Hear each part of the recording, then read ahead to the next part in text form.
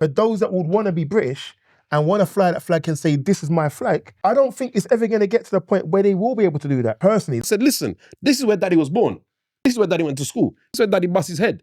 I want him to understand we speak a foreign language. The reason why we speak this foreign language is because the island was invaded by the French and the British. The reason why we ended up in the UK is because we were promised work. We were promised, so the men and the women left the island, went there to look for work. Unfortunately, they went there in their prime. So therefore, they started working, they started, life happened. They had kids there and it became their home. This is where you came from.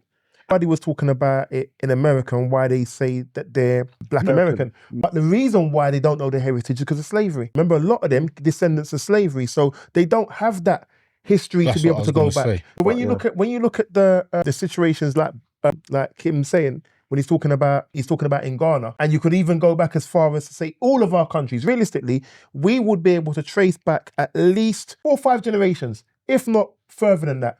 If your great-grandparents are still there or your grandparents are still there, you can trace their history and then their history and then their history. You should still be able to do that.